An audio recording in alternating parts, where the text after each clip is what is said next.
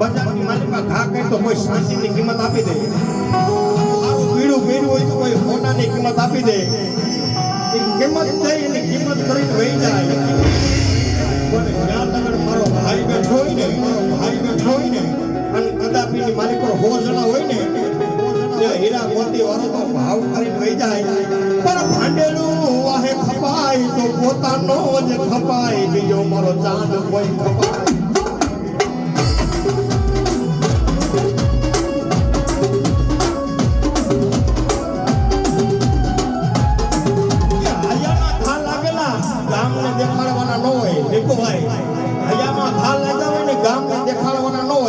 પોતાનું નામ થઈ જાય ને ગામને કહેવાનું હોય, બાકી પાયર તો નામ દે તો જીવતા જનાજા કાઢો મારી ચાંદ કે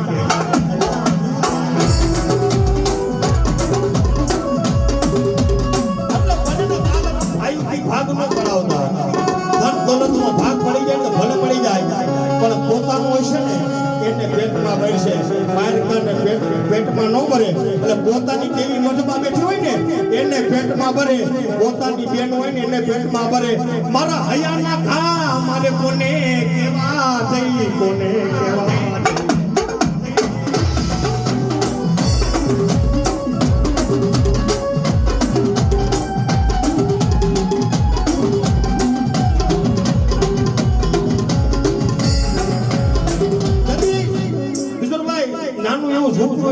મારી પાસે 4 ભાઈઓ હતા હોય ને, માતા ખાલી એટલું કે હે મારી કાળી નાગર મેરડી મારી હું કરી, મારો બાપે કોમથી ગરીબ હશે હો, પણ દેવી તું ગરીબ ન બનતી, હું ગરીબ છું એ સૌ ખરી, મારો બાપ ગરીબ છે પણ મારી મેરડી તું ગરીબ ન બનતી. અને ગરીબનો આધાર હોય તો મારી ભગવતી મેરડી હોય. એટલે શબ્દ હુકમ કીધા કે હું ગરીબ છું, મારો બાપ ગરીબ છે, પણ મારી દેવી ગરીબ બની જાતી નહીં, ભિખારીનો સાથ મેલતી નહીં.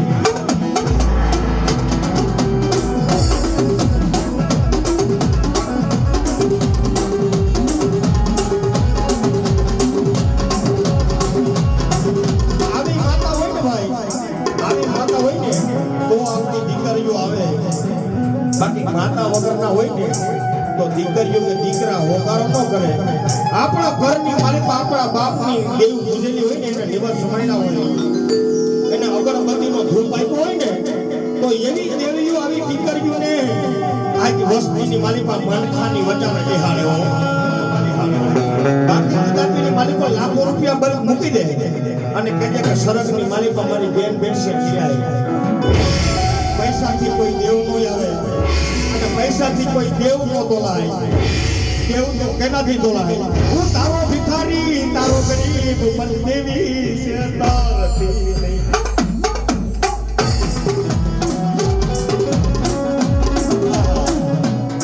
અમારે રીંકુભાઈ એવું કીધું કે અમારે જીગાભાઈ પાસે 15,000 રૂપિયા આ એના બેનના કાર્યમાં વાપરી નાખે, મારે નથી. એકવાર એના નામની જોરદાર તાલીમ આપી.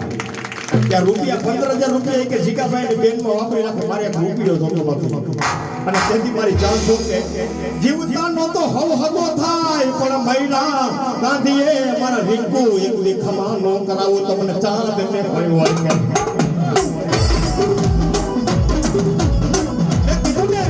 પૈસાનો તોલે કોઈ નો આવે, એકવાર દેવના થઈ જાવ ને એના રંગનની માલી બારી આ હોનો પડી જાય.